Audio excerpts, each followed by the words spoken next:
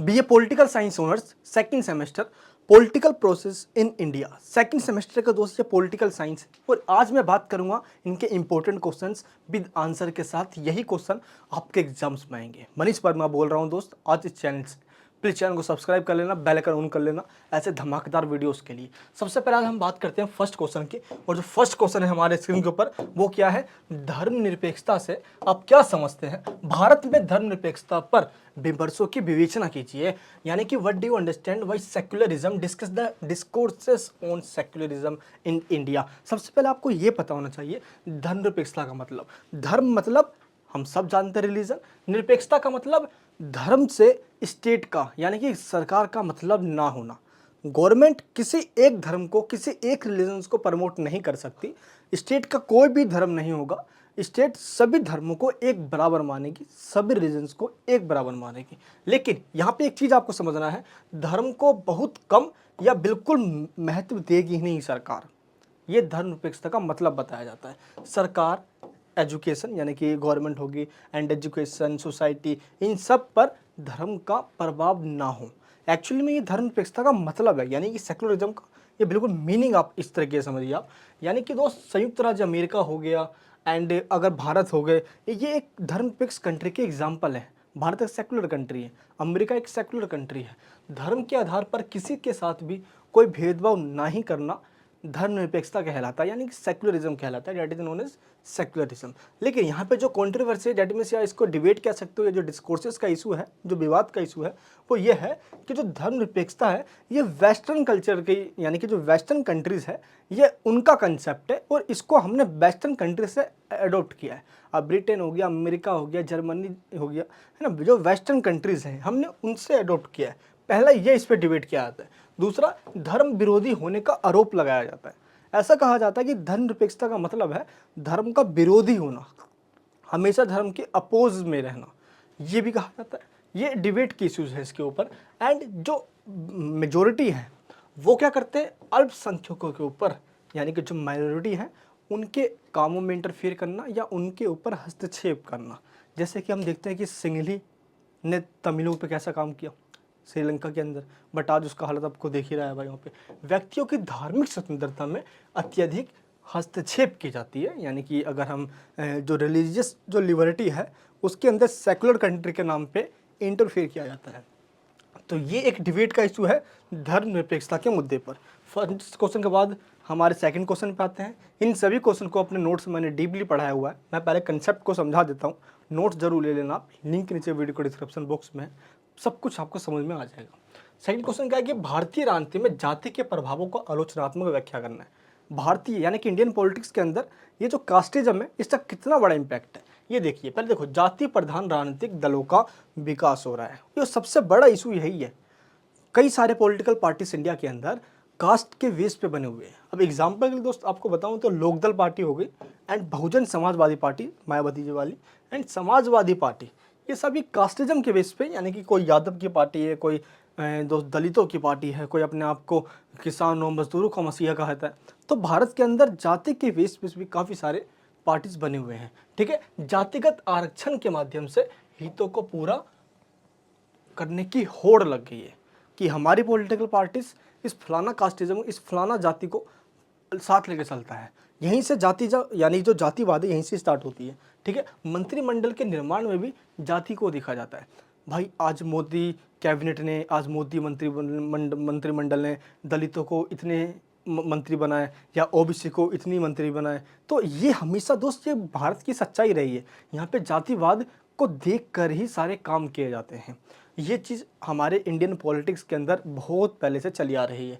जातीय संगठन अपने हितों के अनुसार निर्णय लेते हैं। अब जो भी वो मतलब कि मान लो कि उनको डिसीजन लेना है तो वो इस चीज़ को लेते हैं देखकर कि इस डिसीजन लेने से जो पूरी एक पर्टिकुलर कम्युनिटी है कास्टिज्म की, उनके ऊपर क्या इम्पैक्ट पड़ेगा।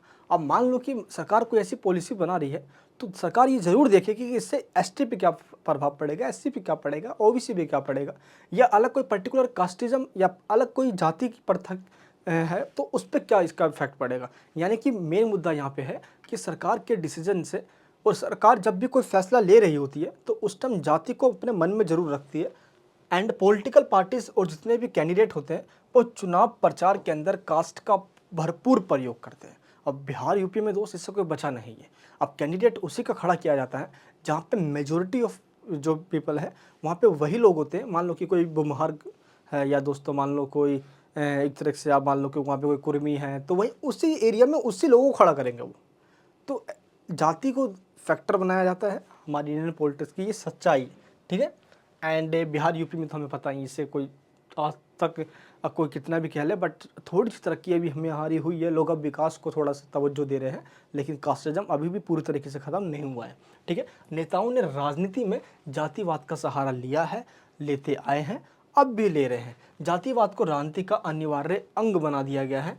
ये अंग बनाना हमारे राष्ट्रीय नेताओं, चाहे वो क्षेत्रीय दल हो या कोई नेशनल पार्टी हो, रीजनल पार्टीज हो, दोनों ही मिलकर कर रही है। जातियों को वोट बैंक के रूप में हमेशा से इसका यूज़ किया जाता है। अब जहाँ पे मेजोरिटी है उस जाति की, वहाँ से उसी कैंडिडेट को खड़ा कर दो, जीत जाएगा भाई। यही हमारी एक कह सकते हो कि एक अप्रोच रहती है और इसी हिसाब से हमारी पॉलिटिक्स रन करती है ना। जातिवाद में लोकतंत्र की धारणा के विरुद्ध काम किया है। और ये जाहिर सी बात है यार, लोकतंत्र का मतलब ही क्या होता है? लोगों का शासन, जहाँ पे कास्टिज्म, कोई रिलीजियन, ये सब बिल्कुल रिलीजन वगैरह हो ही ना, लेकिन यहाँ पे धर्म को देखा जाता है, मुद्दा बनाया जाता है, चुनाव से पहले कई सारे मुद्दे छेड़ दिए जाते हैं और कास्टिज्म पे टारगेट किया जाता है।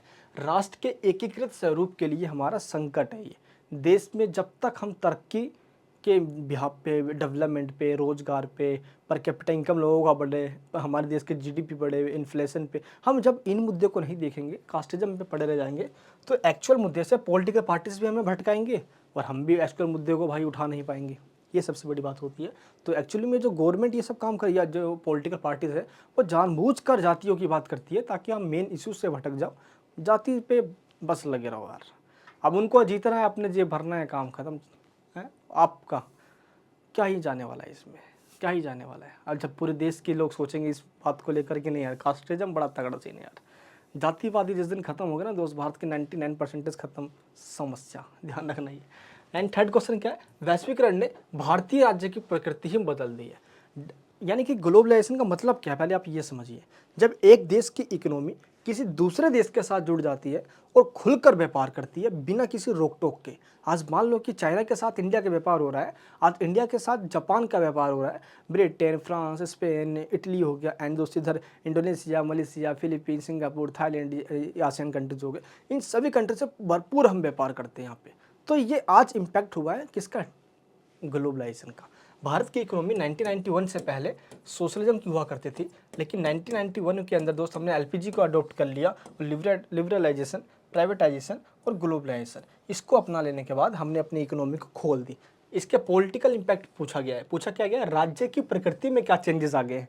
देखो पॉलिटिकली इसमें चेंजेस आए, तो जब राज्य की प्रकृति में चेंज पूछा जाए, यानी कि नेचर ऑफ स्टेट में पूछा जाए कि क्या चेंजेस आए, तो आपको पॉलिटिकल इसका इफेक्ट बताना होगा, ठीक है।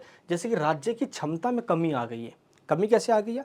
अब बाहर की एमएनसीज, बहुराष्ट्रीय कंपनियां आती है, ट्रांसनेशनल कंपनी आती है, बड़ी बड़ी एमएनसीज, बड़े बड़े कंपनियां आते हैं।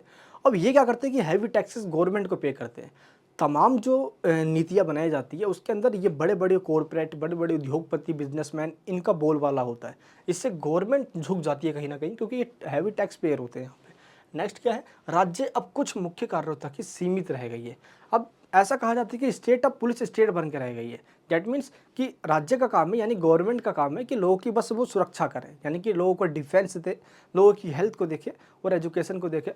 बाकी काम इन इंडस्ट्रीज पे छोड़ दे, इन बिजनेसमैन पे छोड़ दे। अडानी अंबानी देश को चला लेंगे, यही कहा जाता है दोस्त, ठीक है। यानी कि बड़े बड़े उद्योगपति, बिजनेसमैन को छोड़ दे, यानी पुलिस स्टेट का दर्जा दिया जाता है एक राज्य को।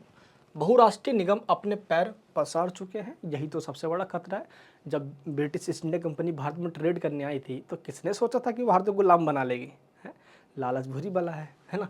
सरकार के अपने दम पर फैसला करने की क्षमता में कमी आ गई है। यही चीज़ मैंने आपको भी बताया कि किस तरीके से आप कॉर्पोरेट वर्ल्ड देश की पॉलिसीज़ को इन्फ्लुएंस करता है, और ये एक सच्चाई भी है यहाँ पे। बट एक चीज़ मैं आपको और बताता हूँ कि ऐसा नहीं है कि सिर्फ नेगेटिव ही पॉइंट है इसके अंदर। अब वैश्वीकरण की वजह से टेक्नोलॉजी आई है। अब स्टेट पहले जो काम, यानी गवर्नमेंट को कोई काम अब बहुत अपनी क्षमता से तेज़ी से कर रहा है। आज टेक्नोलॉजी आ गई है, चाहे दोस्त आप कंप्यूटर देख लीजिए, इंटरनेट देख लीजिए, सैटेलाइट्स वगैरह, आज इन सब के वजह से आज जैसे कि आधार कार्ड है, अब पहले थोड़ी था ये सब इतनी अच्छी अच्छी टेक्नोलॉजी। आज क्या है कि एक अंगूठा दबाएंगे ही आपका पूरा बायोडाटा निकल कर आ जाएगा, सिर्फ एक अंगूठे में इतना दम। तो इस तरीके से आप देख सकते हो कि आज टेक्नोलॉजी का जो सेक्टर है, प्रौद्योगिकी बहुत तेज़ी से बढ़ता जा रहा है, और किस तरीके से आज हम टेक्नोलॉजी का यूज़ कर रहे हैं, और ये भारतवासी सही से जानते ही समझते हैं जियो के आने के बाद क्या क्रांति आई है भारत के अंदर, ठीक है। एंड फोर्थ क्वेश्चन क्या है, भारतीय मतदाताओं के समकालीन चुनावी व्यवहार को प्रभावित करने वाले कारण बताना है। सिंपल आपको इसमें ये बताना है कि ऐसे कौन कौन से फैक्टर्स हैं जिससे कि इंडियन वोटर्स इलेक्शन के टाइम पे काफ़ी इन्फ्लुएंस होता है, यानी कि उन पे ऊपर किस चीज़ों का इम्पैक्ट पड़ता है। अब मैं आपको वो सारे पॉइंट्स बता देता हूँ जिससे एक इंसान इलेक्शन के टाइम एक पॉलिटिकल पार्टी पे काफ़ी इन्फ्लुएंस हो जाता है, उसको लगता है कि बस यही पॉलिटिकल पार्टी है जो हमारे देश के लिए सही है। ऐसा क्यों होता है? सबसे पहले, या तो वो जिस पॉलिटिकल पार्टी ने इलेक्शन के टाइम में कोई पर्टिकुलर इशू क्रिएट कर दिया, अब लोगों को अपने तरफ में करने के लिए या तो वो कोई नेशनलिज्म का इशू उठा देगा, या कोई टेररिज्म का इशू उठा देगा, या देश के अंदर कास्टिज्म या कोई रिलीजन का इशू उठा दिया जाएगा। इससे क्या होता है कि एक पर्टिकुलर कम्युनिटी एक पॉलिटिकल पार्टी के पक्ष में आ जाते हैं। दूसरा, मतदाताओं की आर्थिक स्थिति। अक्सर भारत के अंदर ये इतिहास रहा है कि गरीबी हटाओ का नारा देकर ये सारे लोगों का वोट लेने की कोशिश की गई है, बट ऐसा हुआ तो है नहीं। ऐसे ही कई सारे आर्थिक मुद्दों को उठाया गया था भारत, जैसे फ्री पॉलिटिक्स कि हम जैसे आम आदमी पार्टी की पॉलिटिक्स है फ्री कर देंगे। देखो, अब ये किसी पर्टिकुलर पॉलिटिकल पार्टीज की पॉलिसी हो सकती है, बट लोग इन्फ्लुएंस तो होते हैं उससे। अब इसके भी अपने फ़ायदे नुकसान हैं, कुछ लोग इसको गलत कहते हैं बट कुछ लोग इसको सही भी कहते हैं, ठीक है। एंड सामाजिक स्थिति, सोशल स्थिति को देखते हुए भी, सामाजिक कंडीशन को देखते हुए भी इस चीज़ को निर्धारित किया जाता है कि लोग एक पॉलिटिकल पार्टीज के ऊपर इन्फ्लुएंस हो जाए। और ये देखा जाता है अमीर गरीब के अंदर, या दोस्त किसी का जेंडर देखकर, एज देखकर, एजुकेशन, रिलीजन, इंडिया या उस क्षेत्र को देखकर, रीजन को देखकर, एंड उस पॉलिटिकल पार्टी का लीडर कौन है। जैसे कि आज कोई भी जैसे जब 2014 में, जब मुझे याद है दोस्तों, जब मोदी जी की लहर आई थी, तो उस टाइम कोई भी खड़ा हो जाता, जीत ही जाता बीजेपी से। अब 2019 में भी मोदी जी की लहरी थी, कोई भी खड़ा होता बीजेपी जीत ही जाता। अब आप अपने एरिया को, एमपी को जानते हो? नहीं जानते। मोदी को जानते हैं। ऐसे ही दो दिल्ली की बात करूँ, दिल्ली में रहता हूँ मैं तो भाई, तो यहाँ पे क्या है कि केजरीवाल जी का नाम चलता है। अब कोई भी अपने एरिया को, बहुत सारे ऐसे लोग होंगे, बच्चे वगैरह या कोई भी, हम समझ लीजिए कि अपने एरिया को वो एमएलए को भी नहीं जानते होंगे, केजरीवाल के नाम पे आम आदमी पार्टी पे ठप्पा लगा के आ गए। यही होता है। तो नेशनल लीडर का भी इस पर इन्फ्लुएंस पड़ता है, ठीक है। बाकी धार्मिक भावनाएं तो हमारी है ही है, जो पॉलिटिकल्स में बहुत बड़ा फैक्टर है हमारी। नेक्स्ट क्वेश्चन क्या है, फिफ्थ क्वेश्चन, भारत में कांग्रेस प्रणाली से आप क्या समझते हैं, उसके पतन के क्या कारण थे। कांग्रेस प्रणाली के ऊपर मैंने एक पूरी डीपली वीडियो बना रखी है, मैं उसकी भी लिंक दे दूँगा नीचे डिस्क्रिप्शन बॉक्स के अंदर। कांग्रेस प्रणाली का मतलब होता है जब देश की राजनीति के अंदर कांग्रेस पार्टी का बोलबाला रहा हो। और स्टार्टिंग में, यानी जब भारत आज़ाद हुआ था ना, आप इस तरीके से मान लीजिए कि 1947 से लेकर 1967 तक तो पूरे देश के स्टेट में भी और देश सेंट्रल गवर्नमेंट में भी कांग्रेस का ही बोलबाला रहा। अब 1967 के बाद कुछ हुआ यूँ कि रीजनल पार्टीज़ का राइज हो गया, कांग्रेस का दबदबा घटता चला गया। अब कांग्रेस को लगा कि नहीं, इन पार्टियों को लेकर चलना है।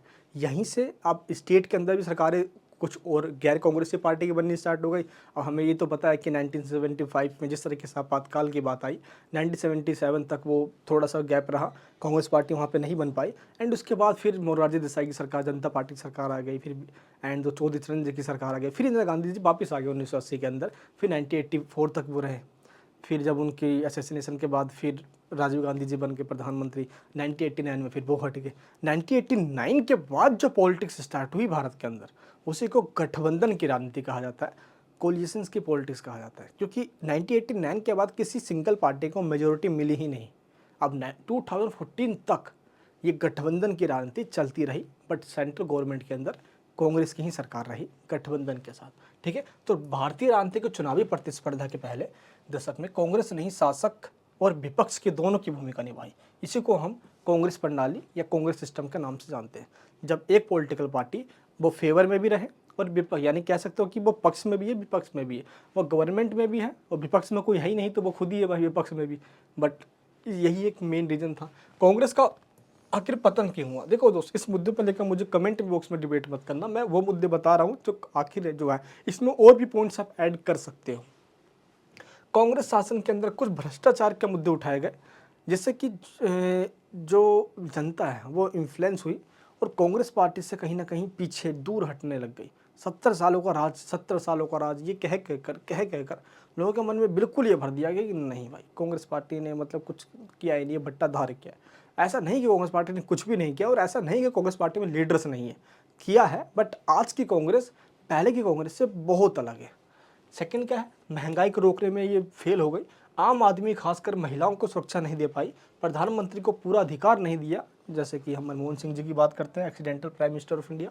एंड काला धन की वापसी के बारे में कोई भी प्रयास नहीं करना। हिंदुस्तान की जनता की ज़मीनी हकीकत से रूबरू ना हो पाई, वो क्षेत्रीय दलों को जब तवज्जो मिलने लग गया स्टेट के अंदर, तो कांग्रेस की हालत अपने आप में ही कमज़ोर होने चली गई। आज दोस्त को नेशनल लीडर का अभाव होना, परिवारवाद की बात कहा जाना कि भाई कि इसमें तो सिर्फ गांधी परिवार को जगह मिलती है।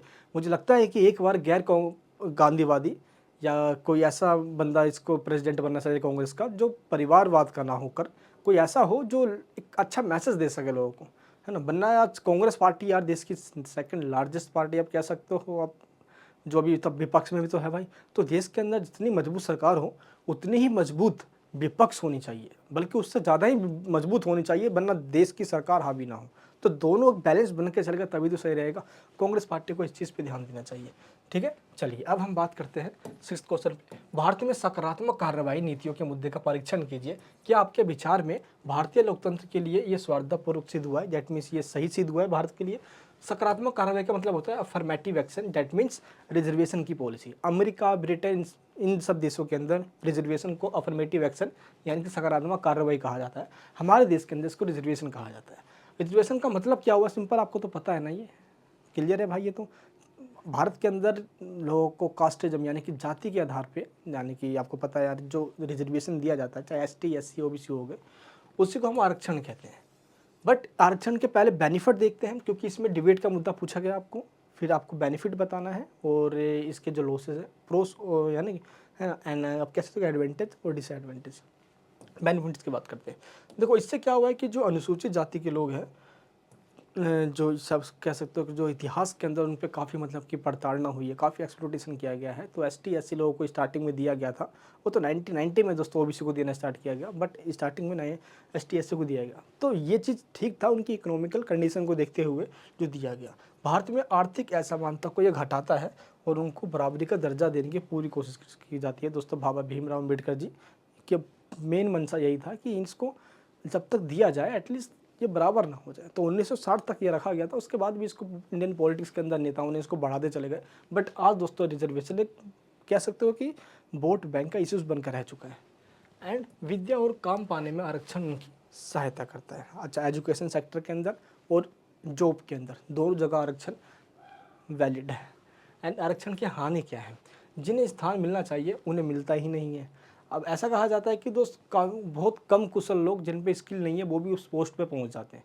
अब मान लो कि एक ऐसा पर्टिकुलर किसी मतलब कि शेड्यूल ट्राइब्स का या कोई ऐसा इस मान लो बंदा है और वो उस जॉब के लिए काबिल नहीं है, बट वो आरक्षण लगा के, रिजर्वेशन लगा कर वो उस पोस्ट पे पहुंच जाता है, बट उसमें स्किल वो नहीं होगी।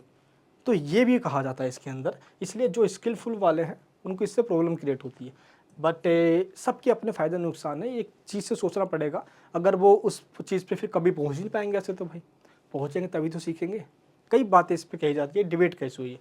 लोग भारत को छोड़ के अन्य देशों में जाकर पढ़ाई और काम करने लग जाते हैं। उनको लगता है कि रिजर्वेशन की पॉलिसी भारत में बहुत गंदी है, घटिया है, ख़त्म होनी चाहिए, कास्टिज्म के बेस पे नहीं, ये इकोनॉमिकल कंडीशन पे होनी चाहिए। जो वाकई में गरीब है, चाहे वो ST में हो, SC में हो, जनरल में हो, OBC में हो, उस पर मेन फोकस रहना चाहिए। ठीक है। एंड 7th क्वेश्चन क्या है, 1989 के बाद भारतीय राजनीति पर दलीय व्यवस्था के विघटन का क्या प्रभाव हुआ। ये चीज़ मैंने आपको भी स्टार्टिंग में बताया कि 1989 के बाद भारत के अंदर जो एक दल का प्रभुत्व हुआ करता था, देखो प्रभुत्व जो हेजेमनी है एक वन पॉलिटिकल पार्टीज का, वो तो 1967 में ही खत्म हो गया था एक तरीके से। लेकिन जो 1989 का टाइम आया, इसके बाद तो किसी सिंगल पार्टी को मेजोरिटी मिली ही नहीं। इससे पहले कांग्रेस को मिली तो थी कम से कम, इसके बाद तो मिली नहीं। मिलजुली दोस्तों सरकार बनते चली गई और हुआ ये आखिरकार आगे चल के दोस्त 9वीं 10वीं 11वीं 12वीं 13वीं और 14वीं और 15वीं जो लोकसभा के चुनाव हुए, उसके अंदर दोस्त एक कह सकते हो कि राजनीति में एक शक्तिशाली विपक्ष को जन्म दिया। यानी कि अभी तक कोई मेन जो है ना, जो विपक्ष में थी, अपोजिशन में कोई पॉलिटिकल पार्टीज थी नहीं, बट इन चुनावों के अंदर थी।